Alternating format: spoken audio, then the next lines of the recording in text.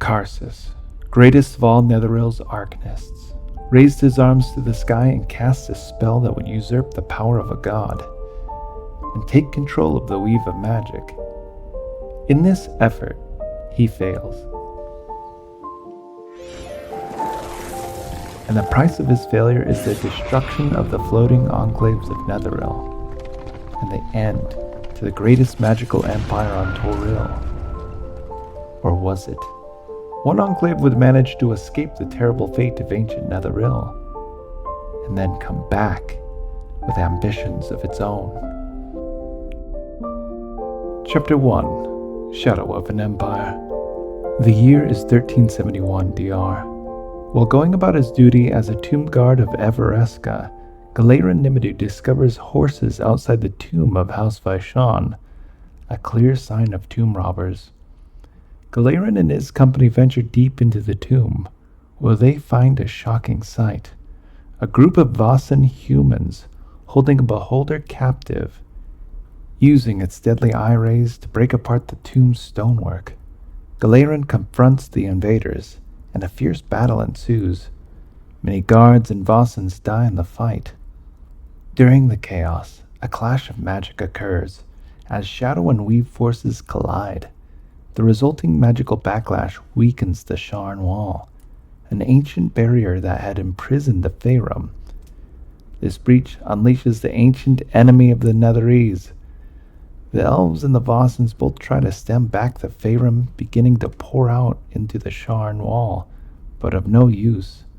They are quickly outnumbered and outmatched. Galeran takes a certain Melagon and the remaining Vasans into custody and brings them back to Evereska. In Evereska, Galeran tells the council what had occurred at the tomb and the danger that they were in. The council sends their own high mages to stop the Faerun, but Melagon is insistent that he needs to help. The elves do not allow him to go, however. More and more, the Faerun are pouring out of the breach. The tomb is soon flooded with them. Evereska loses contact with the mages sent to the tomb. Galeran and Melagon sneak out of Evereska to help at the tomb. They are horrified by what they find there. The Faerun, a race of extremely evil and sadistic aberrations with great magical ability. They delight in bringing others pain and suffering, and would gladly erase all other beings from existence, other than the ones that they would take as slaves and torture for their own amusement. They are the same abominations that helped destroy ancient Netheril and drained all life from the Anarok region so long ago. The Sharn Wall had held them back, but now with the breach, they were free. Galeran and Melagon arrive at the tomb to find that the Evereskan forces were destroyed and prisoners were taken. They sneak deeper into the tomb and past the breach to try to save those elves still alive. What they find is mangled bodies, some of them still breathing. Some of those still alive were injected with Faerun eggs that paralyze the victim and eat the host alive. Galeran and Melagon begin the grim task of saving those who can be saved and dealing with those that cannot.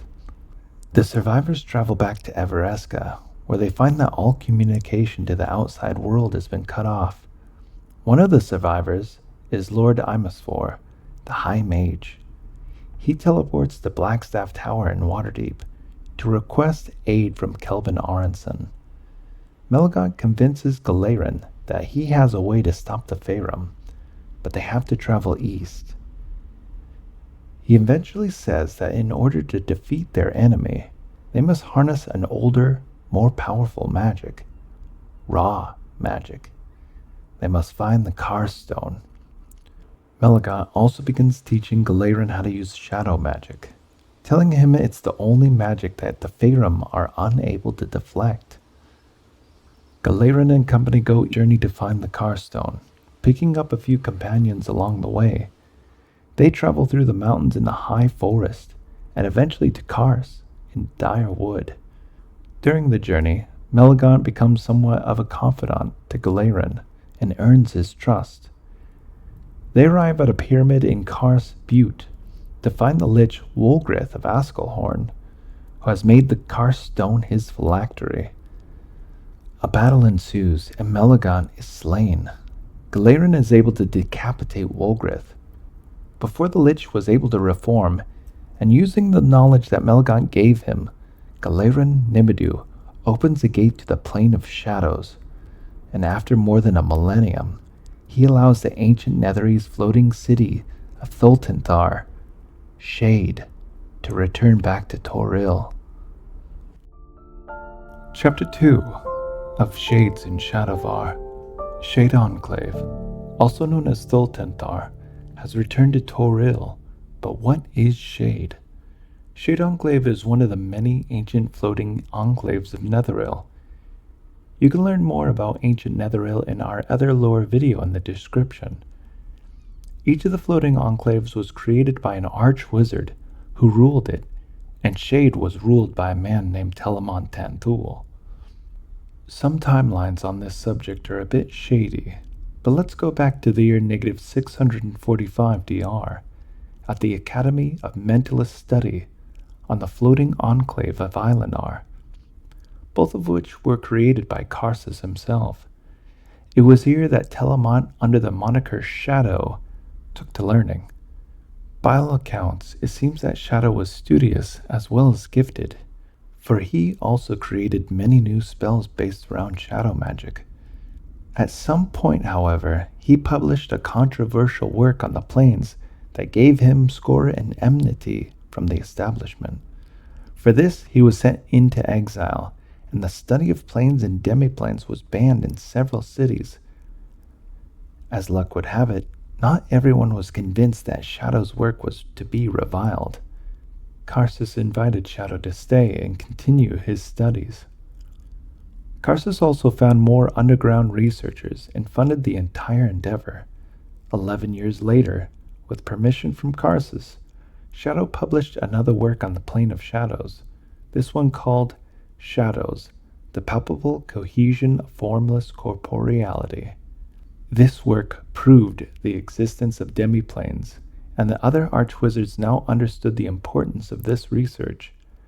The ban was lifted, and there was a great desire to explore this new mysterious plane. In the year -1471 DR, Thultanthar Enclave was created. It's described as being on top of an inverted mountain peak, just like the other enclaves, but it also had harsh black spires and foreboding walls. Telamon, now Lord Shadow, ruled over this new enclave with his sons, known as the Princes of Shade. Telamon also experimented with the Plane of Shadows for some time. As fate would have it, he was able to shift the entire city into the Plane of Shadows mere days before Karsus would cast Karsus's avatar and destroy the Weave and Netheril both. Shade Enclave wasn't able to come back to Toril immediately, but when they did, they found themselves isolated and alone. Imagine the shock the Arcanists of Shade got when they returned to see their beloved empire gone. Netheril, which had stood for thousands of years, was now just empty desert. Telamon knew that with the other enclaves now destroyed, the threat of the Faerun was far too great for one city to handle. He retreated his enclave back to the Plane of Shadows to plot his revenge. At Telamon's side, there was Hadrun, the High Prince's hand. While the Princes of Shade commanded great power as Telamon's own sons, Hadrun was trusted and somewhat their equal. For the next 1700 years, the inhabitants of Shade would have to contend with all the horrors of the Plane of Shadows. Eventually, every new generation became more and more acclimated to their new environment. In the Plane of Shadows, the citizens of Shade, known as the Shadovar, were still mostly regular humans, the vast majority of which were mages of some fashion, wearing dark clothing, having pale complexion, and raven-haired. They battled the likes of the Malaugrim. Many Shadovar revered Lady Shar and credited her with their survival, and survive they did. Some Shadovar would ascend, with guidance and permission, to an all-new form. and merge themselves with the essence of the shadow stuff and become powerful shades. When one becomes a shade, their whole body becomes transformed. Their skin becomes a range of ashen gray to black. Their teeth become pointed and sharp, like a mouthful of fangs. Their lifespan increases dramatically, and their power over the shadows is increased greatly. But for this gift, it is said that they must trade their soul. There are also the Shatter Kai, but they deserve their own video. We'll go into detail about them another time. Chapter 3. Shade Returns. Back to the year 1371 DR. Due to the breach in the ancient Sharn wall that kept the Faerun locked below the Anarok Desert, they continue to pour out into Greater Toril. As malevolent and sadistic magic aberrations, they have an intense desire to consume magic energy and kill anything in their path to getting it. Unfortunately for the elves of Evereska, their city had a powerful mythal, and they were very close by. You may be asking, but what is a mythal, and why would the Faerun want such a thing? Mythals were and are powerful magical effects that protected and ward an area. They could change the weather, change how magic worked in a location, restricted who entered, and much more. Some form of greater weave command was required to create a mythal, high magic, elven high magic, or epic magic. The tradition of elven high magic was a dying craft, as high mages were reluctant to teach new ones. After Karsus' folly, the power that a spellcaster could wield was restricted, and thus high magic was lost. However, artifacts created were grandfathered in a way. Epic magic is a censored, heavily restricted magic that goes beyond 9th level spells. As the mythal's power was immense, the Faerun were immediately attracted to it, and thus began the siege of Evereska. Imasfor's warning to Blackstaff, Laeral Silverhand, and the other chosen Amistra is heard, and a volunteer force is mustered. Within the 10 day after the Faerun's escape, a dead wall was erected around the Shradum and the Evereskan Vale, which nullified magical teleportation. Thus it would be a march, and the relief army would take some time before it was able to help Evereska. Laerel and her sister Storm led a force from Waterdeep, while Kelvin led skirmishes at High Moor and Rocknest. As Laerel's relief army is crossing the winding water at Boreskier Bridge, they're ambushed. Just as things are looking grim for the relief army, a blue Dracolich, Malagris, and his minions in the service of Telemont fly into battle and save them. The Faerun had an army of mind slaves. So powerful was the mind control of the Faerun that they were able to command the likes of beholders and mind flayers. In using their powers, the Faerun's magic drained the moisture from the surrounding area, as is what happened to Anarok. Their ability was such that they wouldn't require gestures, components, or incantations, but through will alone. They barraged the mythal ward of Evereska with magical bolts, continuously taxing its defensive capabilities. An arrow runner lifted Kaya's empty quiver off her belt and replaced it with a full one. She grabbed the next shaft and was horrified to feel green moist wood. To save Evereska, even the trees had to sacrifice. Not that they would live long enough if the mythal fell. After overhearing the Princess of Shade's true plans, a certain wizard named Elminster returns to Shadowdale, exhausted from long battles. Approaching his home is Rivlin Tanthul and 5 other Princes of Shade, ready to ambush him. In this confrontation, spells are launched, and pure weave mixes with shadow magic, tearing at the fabric of reality and creating a rift to the 9 hells. Elminster, knowing that the only way to close the portals before legions of devils spill forth into Faerun is to enter and close it from the other side. He would not be seen again for some time. Galeran is desperate. He feels the full weight of guilt for the Sharn Wall's breach, unleashing the Faerun, and having the very real possibility of Evereska's fall to these horrible monsters. He relocates to Thultanthar. Before his death, Melgon Tanthul imprinted vital information he had gathered during his research on Toril. Telemont tells Galeran that he will help save Evereska. Eventually, though, Galeran figures out that Telemont was ultimately manipulating him to get at that lore locked in his mind. He leaves Shade with some of his companions and some other artifacts. It's revealed to Galeran that the Shadovar are melting the high ice with woven shadow. This begins to flood Anarok and the Heartlands. But as a consequence, the change in weather is causing droughts in other locations on the Sword Coast. Galeran makes his way to Arabel and Cormyr. He notices that the Shadovar are already there and handing out gifts. They gain audience with Mage Royal Vangerdost and Princess Alusair.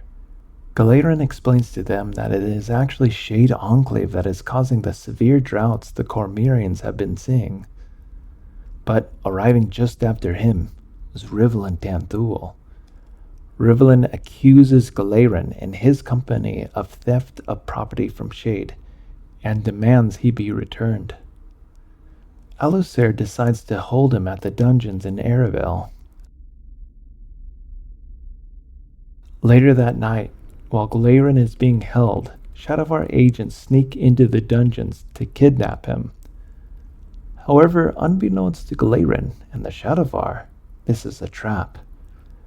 The two groups have a conversation about Shade's actions, where the Shadovar fully admit to causing chaos on purpose. However, hiding behind an illusion is Vangerdost, Alusair, and a contingent of soldiers with crossbows held high.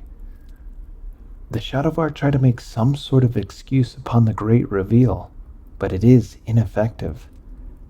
The agents of Shade receive a volley of bolts as a reply.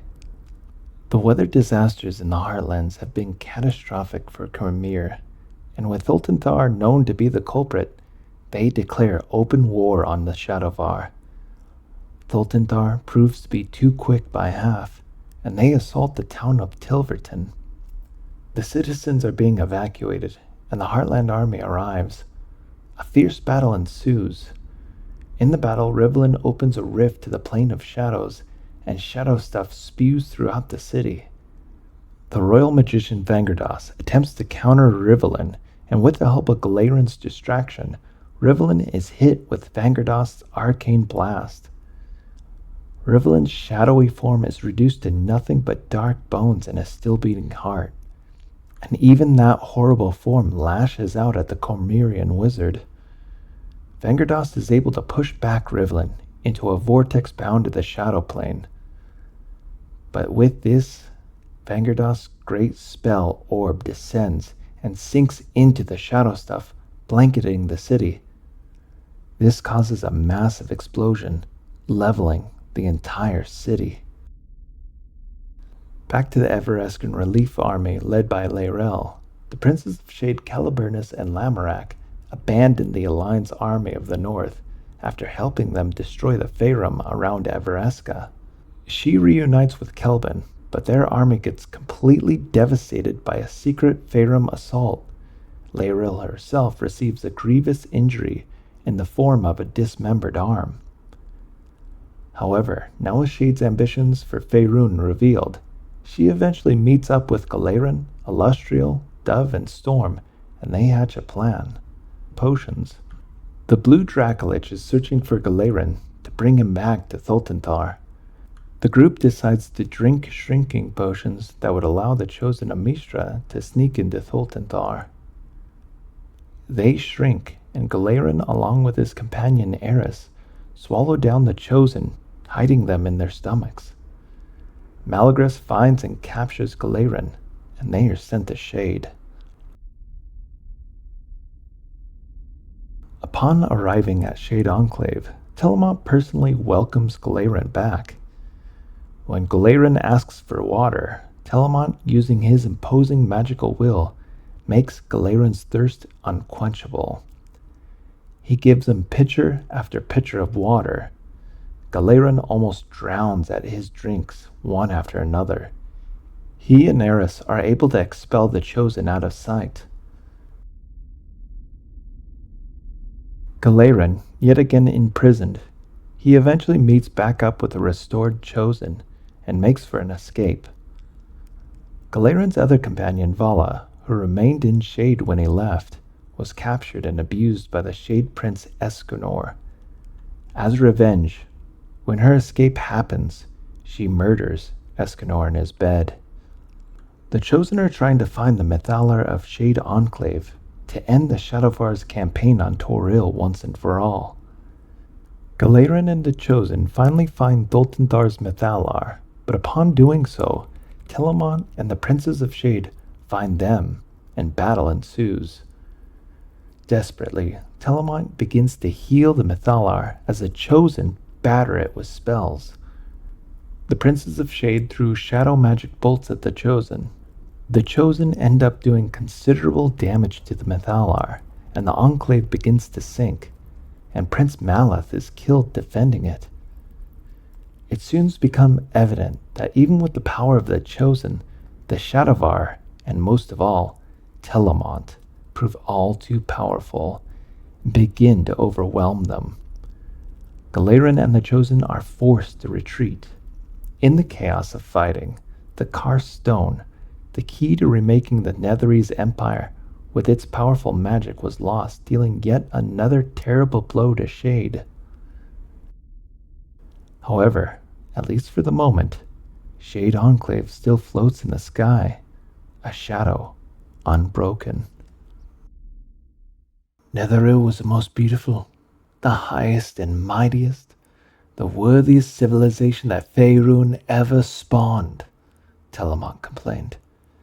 And the Heartlands bulk of a few decades of starvation.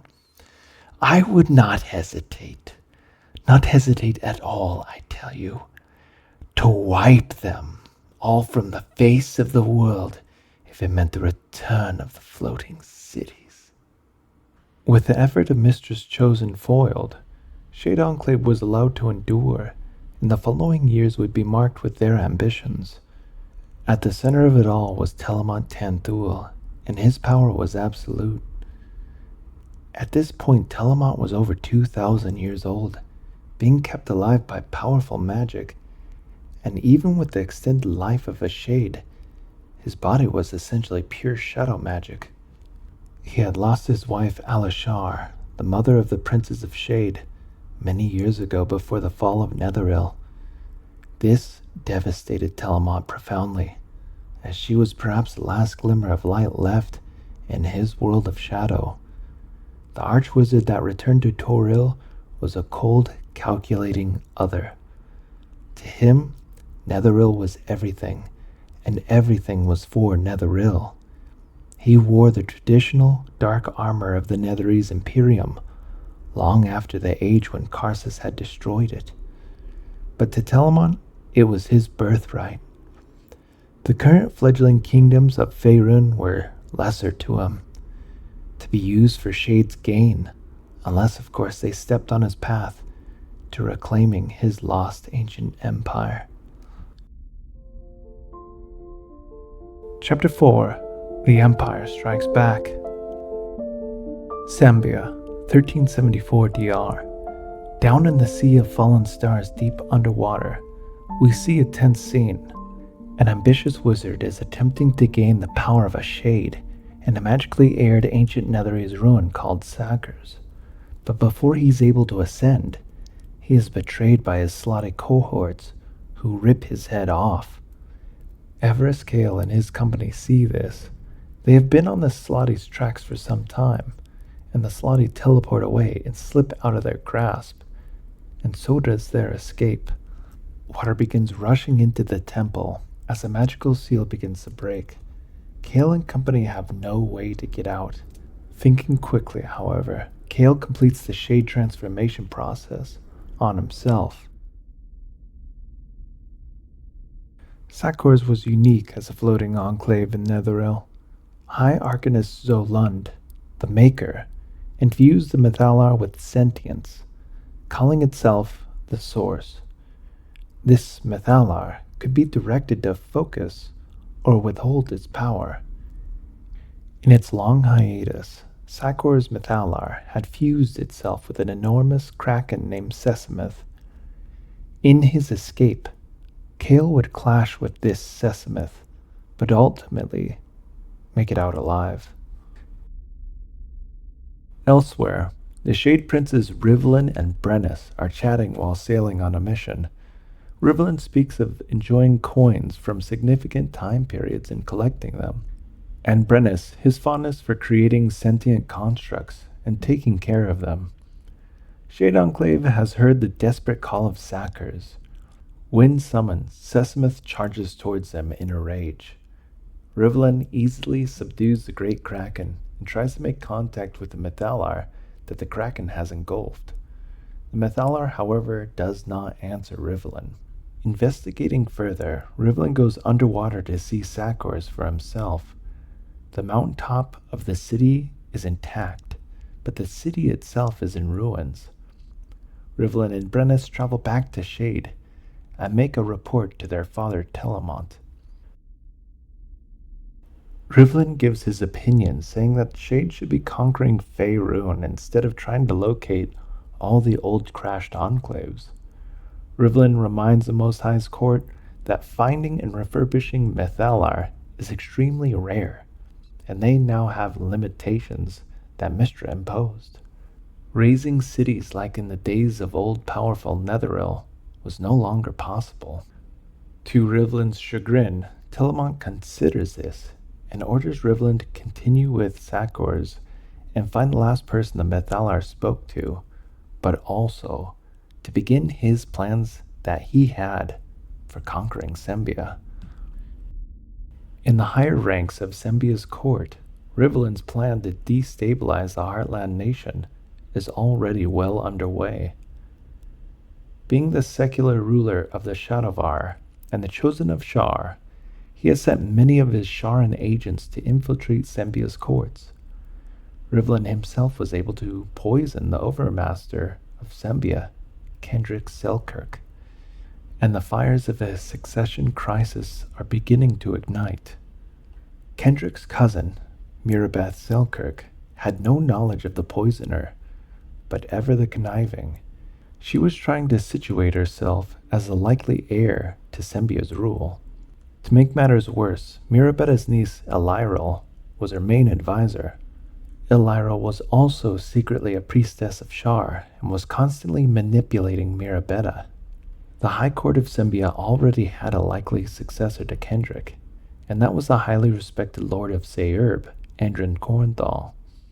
When the court gathered at the news of the death, Kendrick's body was brought in, and the High Abbot cast Speak with the Dead on it to find out its killer. Mirabeta, knowing she wasn't the killer, just a beneficiary, of course, had no objection. However, unbeknownst to her and the rest of the court, the killer was a powerful arcanist and had already turned Kendrick's body into a shadow puppet. To the court's astonishment, Kendrick's body falsely claimed Andrin Corenthal the killer. The situation could not have been better for Mirabeta. Chaos erupted in the court as Andrin shouted of his innocence, and those loyal to him braced for the confrontation. Fighting breaks out in the court, and several members are killed. But after some time, order is restored, and the court votes on a temporary overmaster. Winning by a slim margin was Mirabeta. For her, this was a surprise to be sure, but a welcome one. Andrin is then arrested. Elyril convinces Mirabeta to put Andrin in the notorious prison in Sembia, the Hole of Yon. But Andrin is soon rescued and joins up with his son Abelar. After his escape, Mirabeta is granted the power as war regent in order to defeat Andrin and his so-called rebels. She hires a mercenary army and stages assaults on the road to make it appear as though the the forces allied with Endrin are attacking.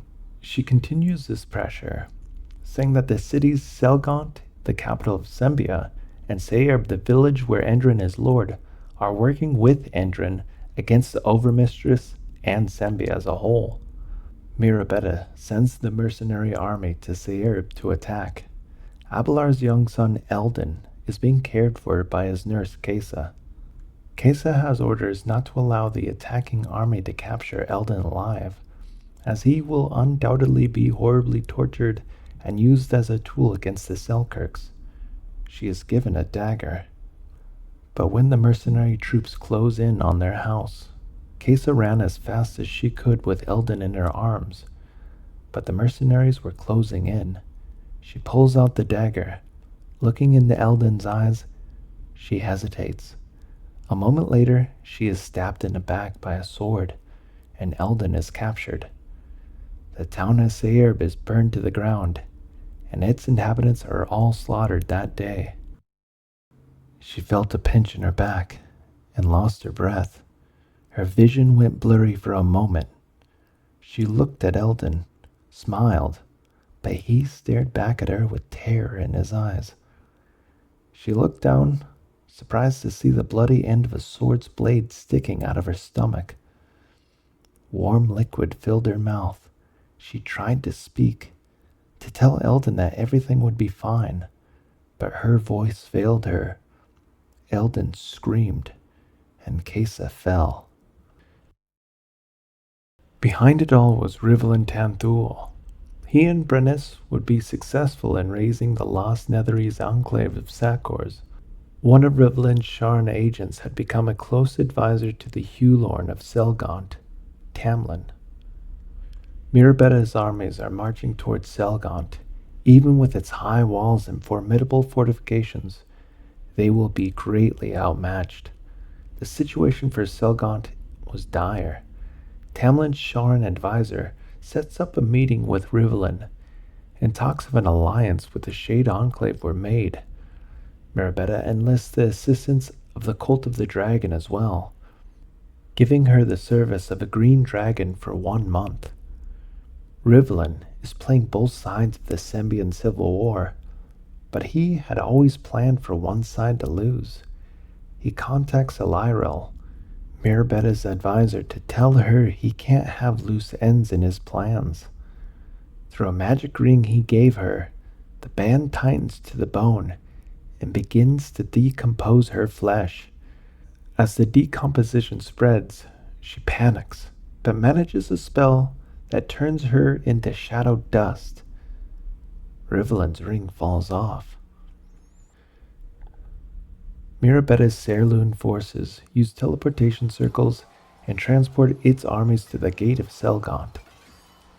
This move is very unexpected, and the army arrives well ahead of when it was expected to, and the Battle of Selgant begins. As things look their most bleak for Selgant, Hulorn Tamlin finally agrees to Rivlin's offer to have him and his Sharn priests help them in their conflict. Sakros teleports to Selgant. Outside the gates, on the Serloon side, a group of wizards led by a wizard in red robes summons earth elementals to attack walls of Selgant and breach them. He also summons fire elementals and teleports those deep into Selgant. He begins burning buildings. Brennis goes to find him and eventually stops his destruction. The green dragon is also summoned, and it begins to attack the city. Inside Selgant's ranks, Tamlin has an argument with the priests of the city, as they do not want Shar's priests there. The exchange gets so heated, Tamlin places the priests under detainment back at the palace. Rivlin begins to fight the dragon and uses the same domination spell that he used on the Kraken. The spell is reflected right back at him, and the dragon grabs and starts crushing him with its claws. He escapes the dragon's grasp. His sword is empowered by the Mythal of Sakors, and he drives it into the dragon's chest. Surprisingly, it doesn't kill the dragon, and the green simply teleports away. Rivlin is greatly hurt, but he teleports back to Selgon and using his magical abilities to seal the breach in the stone wall. With this, the Serloon army is separated. The part of the army trapped within the walls is wiped out with the remaining outside the walls retreating back. The battle is over. With the enemy forces dispersed back to Ordulan in a one-sided agreement with Selgon and its Hulorn under his control, Rivlin's power in Sembia is complete. The Shadovar there are seen as heroes in the city, and the priests of Shar are able to spread their influence. After this, Tamlin sees the Sharans as a positive force and wishes to learn more of them from Rivlin. But there is that one loose end Rivlin failed to close. Elyril, finding and stealing the tome that she was long after, does something none of the Shadovar expected. She summons the Shadow Storm over Ordulan. This massive storm was a planar rift into the plane of shadows, and it consumed all life force in the city. Mirabetta, her army, everyone in that city died. Rivlin wanted to control Sembia, to control power and influence its people. He did not, however, know of his goddess's plans, for she intended to destroy Toril altogether. Kessenrel, a powerful shade and the herald of Shar, steps onto Faerun. After serving Shar loyally for a millennia, he was given quasi-divinity. He raises the dead in Ordulan as undead soldiers. After he arrives, Shar herself steps onto the material plane. Elyril is in absolute awe of the goddess. Shar turns to Elyril and congratulates her for summoning the Shadow Storm. Shar, ever the goddess of despair, then sends Elyril into absolute nothingness. "Am I mad, lady?" she asked, fearing the answer. "Is this real?" Shar raised a finger to her lips. "Shh. It is a secret." She smiled, but Elyril had never before seen a colder expression. Shar reached down for Elyril, and frigid, unforgiving fingers as old as creation closed Elyril's eyes. She felt a flash of exquisite agony, followed by a revelation, then emptiness. Emptiness forever. The Shadow Storm was ruining the Tantuil's plans. Rivlin convinces himself that Kessenrel is in fact a heretic to Shar. Brennus begins to research ways of stopping the storm. In this, he tries to summon a demon, but instead gets an archdevil. This is obviously terrible, and somehow Brennus is not killed. But in asking his question, the archdevil mentions Brennus's mother, Alashar. Brennus was very close to his mother, and the loss of her was a horrible mystery in his life. The summon is ended, and a moment later Telmont himself shows up with a small cohort of arcanists.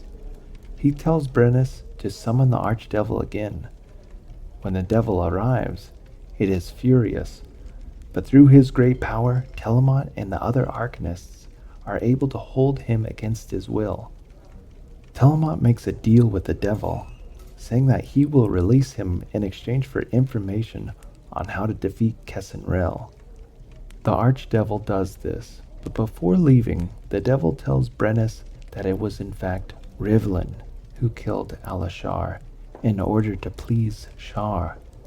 Brennus is absolutely devastated. Telmont orders Brennus not to take action against his brother. He tells Brennus that he is known for some time, but Shar is the one who saved Shade Enclave.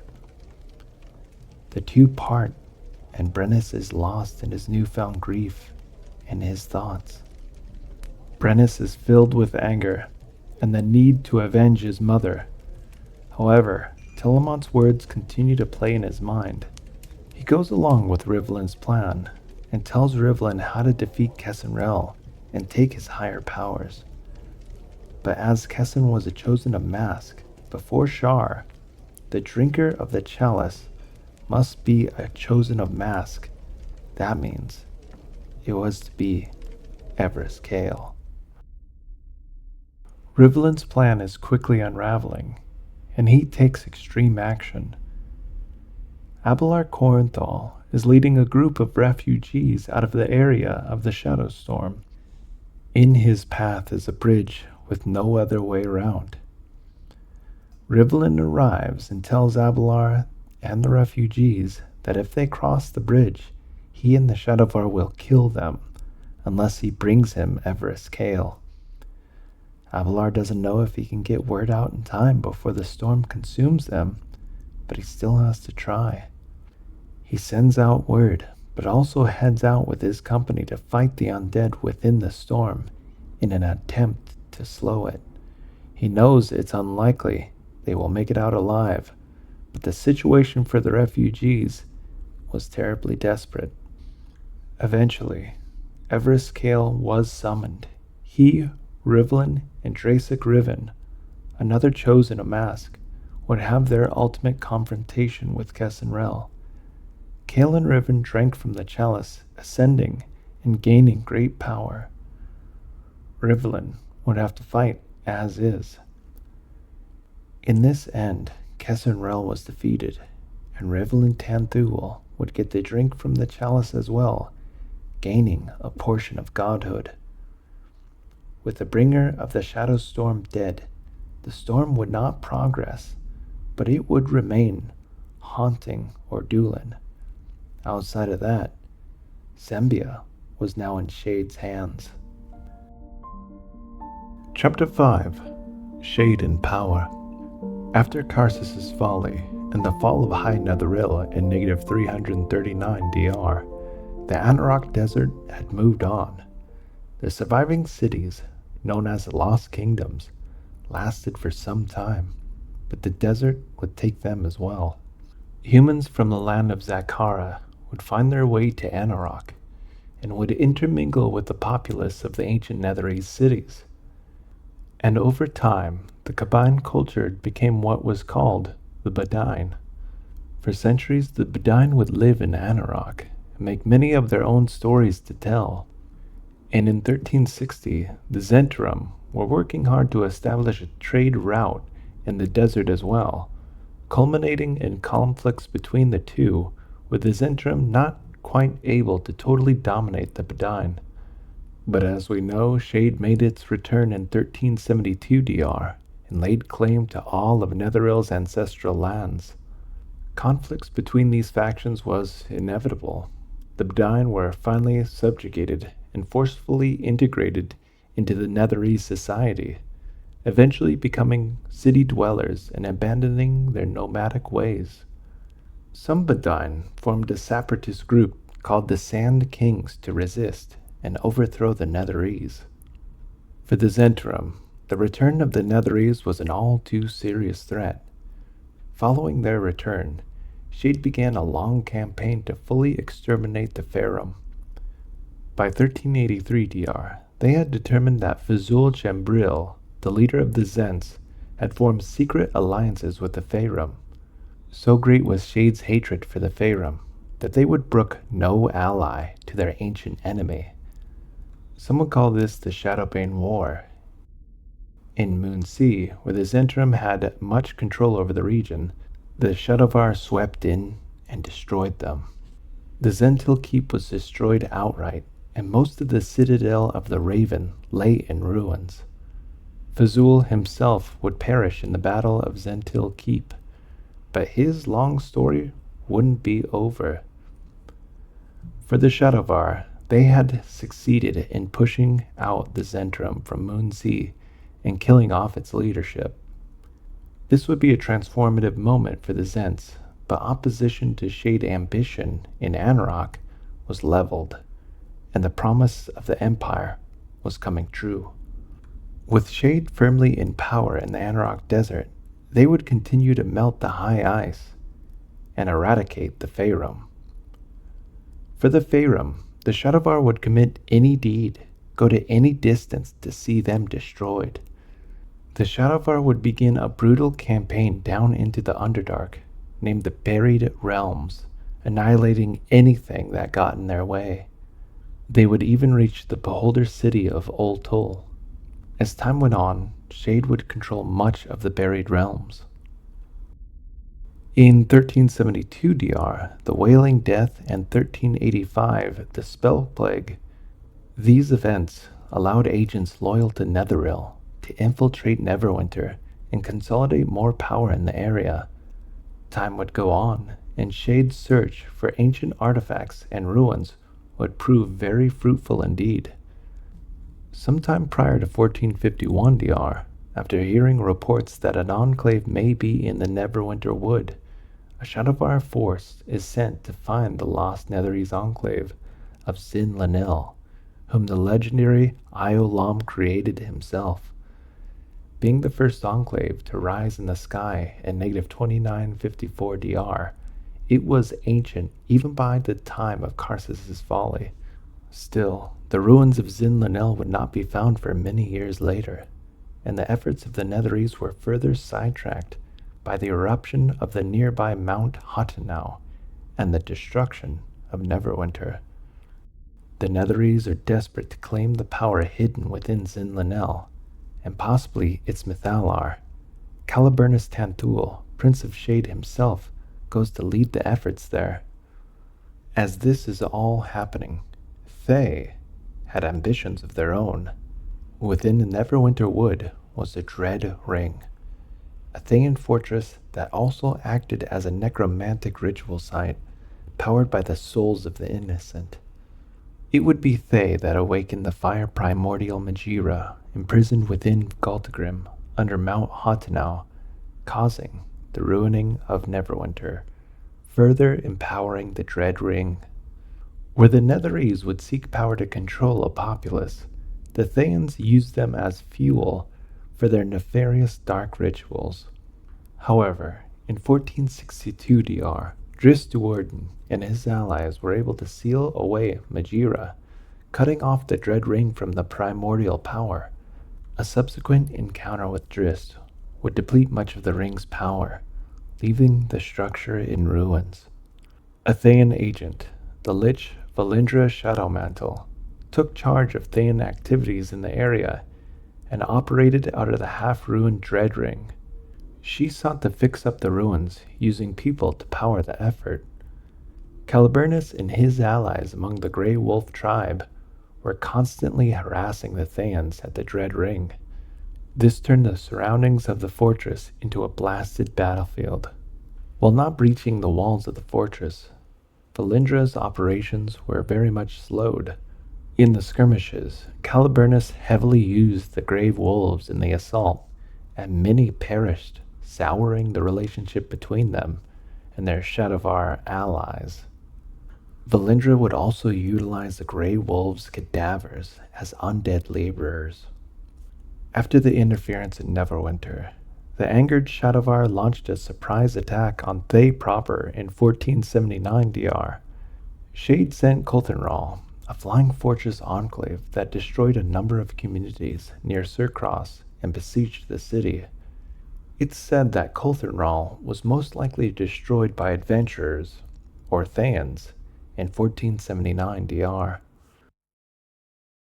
What care have we for the feuding rabble that grubs about these lands? When fallen Zin Lanil regains its rightful place in the skies, all the fractured factions of the north will be nothing more than cowering dogs in our shadow. Caliburnus would finally find Iolam's enclave, the legendary Zin Lanil. He would begin to find magical relics and items to harness their power in order to feed the old enclave's Mythalar in hopes it might fly again. The outcome of Caliburnus' campaign is unknown. Elsewhere, Brennus Tanthul is in Sackers. He is still thinking about the loss of his mother and his desire for revenge against his brother Rivellin for killing her. Brennus hates Rivellin with a burning passion, hates Shar, and hates his brother's plot to destroy Faerun in Shar's Cycle of Night. Over 100 years ago, the Ordulan maelstrom had been stopped, but in truth, it was only slowed. The vortex continued to grow slowly year after year. It was still active, and as Shar's chosen, Rivellin had made it his mission to complete it. Shar, ever the goddess of death and despair, had completed the cycle of night on countless other worlds, extinguishing all life on whole planets, and now the same world-ending darkness would come to Toril. In the cycle, a divine being would appear to herald the end. Then Shar herself would appear, consume the divinity of her herald, thus completing the cycle, and all would fall into darkness. Telemont summons Rivellin to Shade for another task, but Rivellin doesn't answer for a long time. Eventually, as Hadrun and Telemont are discussing the prince, Rivellin arrives, rebuking Hadrun and saying that Telemont can only request his presence and no longer has to listen to the Most High. Hadrun is angered, but Telemont is unsure he could defeat his overzealous son, now that he has obtained a portion of godhood. After their meeting, Telemont realizes his son is completely lost to Shar. "I think it's time for you to go, Rivellin." Rivellin's lips curled in a sardonic smile. "You're right, father, and I don't think we'll meet again." "You don't collect coins anymore, do you, Rivellin?" Rivellin took his hands from his cloak and showed his father empty palms. "Why would I? What are coins to me? What is anything to me?" "Indeed," Telemont said, and felt a deep sadness. He'd lost his son. His son had lost himself. Brennus researches everything he can to find a way to stop the cycle of night. He knows that Rivellin stole a portion of the previous herald's divinity, but not all of it. His best option is to find the other two with the same divinity, Drasic Riven and Everus Kale. Brennus scouts end up locating not Everus, but his son Vasan. Everus is still held captive by the Archdevil. Brennus flies over to the location, but he has been followed by his brother Rivellin. Brennus tries to stop Rivellin from getting to Vasan, but Rivellin mocks his brother, saying Rivellin was trying to stop him. Brennus escapes Rivellin back to Sakors. While on Sakors, Brennus notices the Enclave shift in its direction and move at an unusually high speed. Magadan, the mind mage and friend of Everus, is controlling the Mythalar. Magadan also begins to mentally harm Brennus. Brennus is able to get a signal out to his father quickly and tells Magadan that he also wants to stop his brother Rivellin. After reading his thoughts, Magadan releases Brennus as Telemont arrives at Sakors. Telemont immediately blasts Magadan as Magadan tries to stop Telemont, but Telemont continues the assault. Brennus then asks his father to stop attacking and hear him out. Magadan explains that the Mythalar of Sakors is dying and will soon be gone within the hour. He is sending the floating Enclave to Ordulan in a plot to stop Shar's maelstrom. Telemont tells Magadan that he cannot help him kill his son, but Brennus volunteers to help. Brennus's homunculi and the citizens of Sakors are quickly taken off the Enclave, with only Brennus remaining in the empty flying city. Down in the maelstrom, Drasic was able to trick the Archdevil to follow him there, as Rivellin is ready to perform the rest of the cycle at night by having a certain tome read. They were the three creatures that contained the divinity required. As it would be with Vasan there and Everus freed, they were able to strip Rivellin of his godling powers. He was back to being what he was before stealing divinity, and now weakened by this event. Everus and company retreat, and just after Rivellin's transformation back, His brother Brennus grabs him and holds him in place. Rivlin is unable to escape Brennus's grasp as the floating enclave of sackers falls on top of them and Ordulin, ending the cycle of night. Must I hurt us? No, Telamon said softly. He kneeled and held out a hand, the same way Alishar held out a hand to Rivlin. Come here, take my hand, it's all right. They crossed the smooth floor in hesitant fits and starts, nostrils flaring, eyes diffident. When they reached him, Telamon ran a finger gently over each of their heads. They relaxed and cooed. My son was your master, Telamon murmured. He made you? Loved you, maybe? Master loved us. They echoed, nodding. He come home soon? Telamon's eyes welled for only the third time he could remember. No, he's not coming home anymore.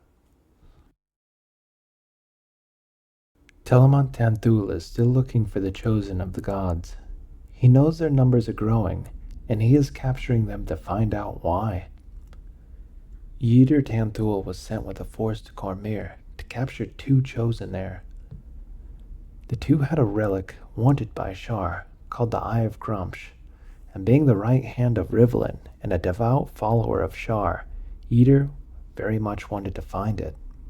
Yder and his soldiers drove them out of the city of Marsenber, and knowing they had 2 more chosen allies, he slew and captured the family of one of the company in an effort to drive them out of hiding, and was able to follow them. However, Telamon was becoming disappointed with Yder's progress, and him allowing the chosen to flee Cormyr. He ordered Yder to relinquish his night guard back to Shade, an order that Yder did not follow. Yder and his remaining night guard would have their final showdown at Sadrach's Spire. He was unable to retrieve the eye, and was ultimately slain by a paladin, Cleef Kenrick. Chapter 6. The End. The year is 1487 DR.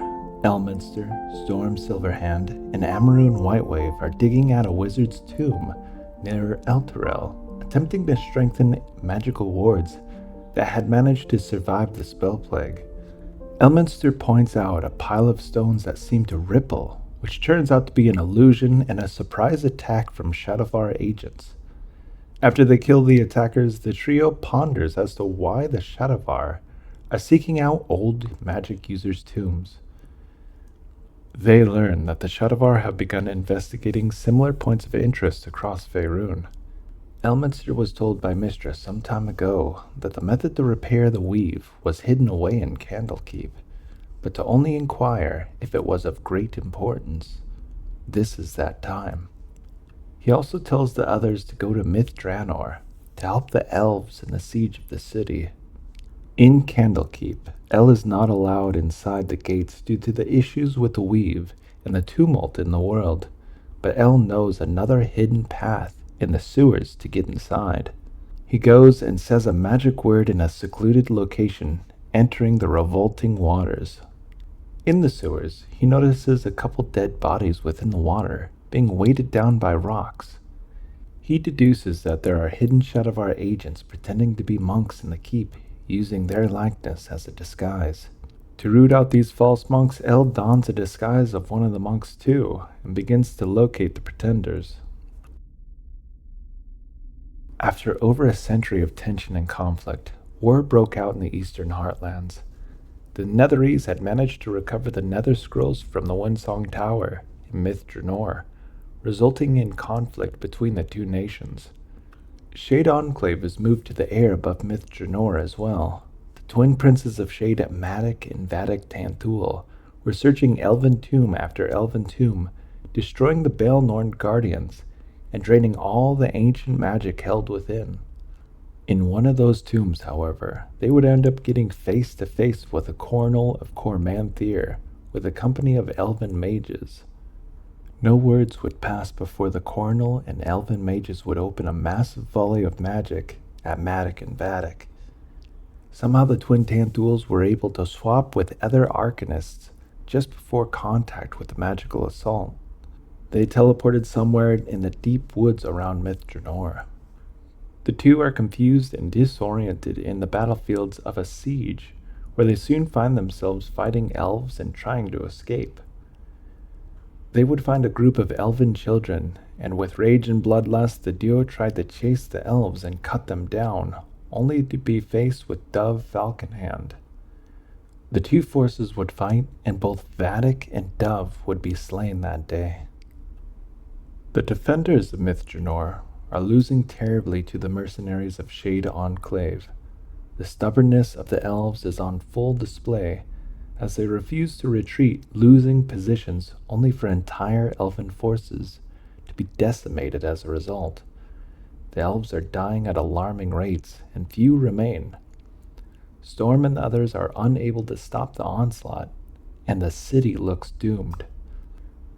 Just before enduring this chaos, in Candlekeep, Elminster would catch the eye of a monk under the sway of the Shadovar.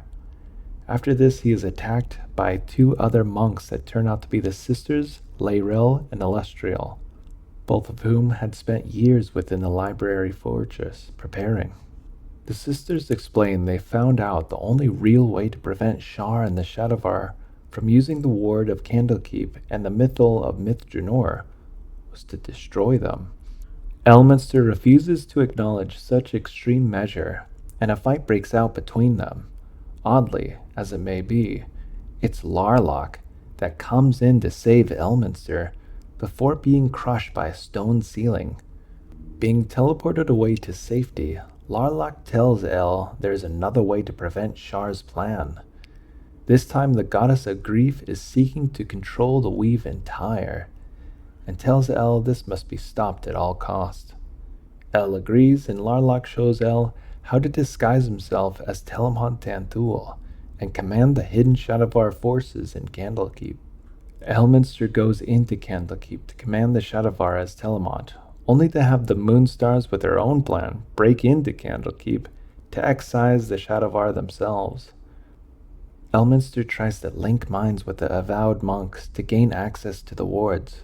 However, in this moment, Larlock betrays Elminster and the others, using this mind link to slay many of the monks.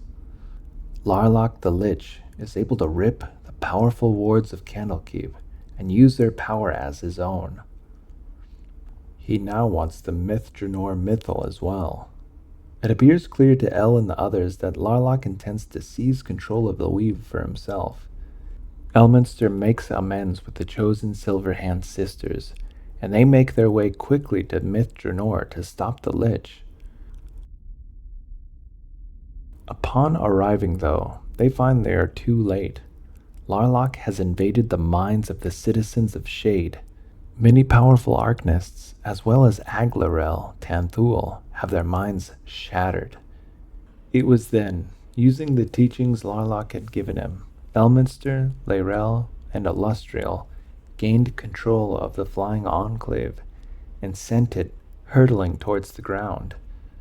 Telemont, in his throne room surrounded by mind-shattered Arcanists writhing on the floor, consumed all magic from his surroundings and tried to regain control of Thultanthar and lift it.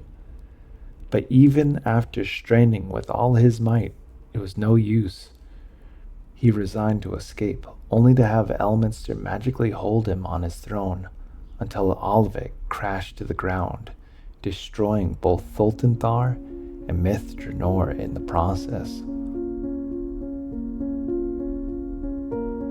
Chapter 7, Epilogue. The ambition of wizards, thousands of years in a story that has come to an end. The ancient empire of humans that once could challenge the gods themselves was gone. But even with Shade lost and the empire once again silent, there are still some who remain. Of the Most High, Telemont Tanthul, in an article called After the Fall, Ed Greenwood states Elminster considered Telemont an overconfident, uncaring, irresponsible tyrant. But he wasn't interested in besting him in a duel, contest he might well have lost. Rather, he was interested in winning at all costs, and defending the weave by denying Telmont the power of Draenor's mythal. So with Telmont trapped in it, Thultanthar crashed down on the center of Draenor and shattered with great loss of Netherese life. The Most High disappeared, possibly destroyed, and at least suffering the destruction of his body. There is a slender possibility that Telmont Tanthul became of the weave too, surviving as a sentience within the weave, as so many of Mystra's fallen servitors already did. So although Elminster saw through both the destruction of Thultanthar and Telmont, there is a possibility that it isn't completely the end of him. In the same article, we see mention of the three, Laladra and Maraloom, daughters of Prince Dethud, and the able arcanist Gwelt. They search for surviving Thultanthans who might stand with them, using the Citadel of the Raven as a hub. Gwelt found many more survivors than he'd expected to, but was rebuffed by a surprising number of them. Individuals who now personally find freedom from the Tanthuls to be a sudden flame of vital life, and refuse to step back under the heel of anyone. From now on, they're going it alone, or cooperating with fellow Shadovar on an individual, probably temporary basis, on their terms. Or in other words, Faerun had just acquired a large new supply of independent, opportunistic loner wizards, who are far from novices, and whose worldviews have been rocked. So they are changing. For them and for Toriel, the future could hold anything. Other than those, a few loose ends that aren't too clear. Was Caliburnus successful? Is he alive? Did Draethrin Tanthul return to Shade just before the fall? How about this smattering of Shadovar out there? Will they organize or just live in peace? Or will the allure of power make more stories to come?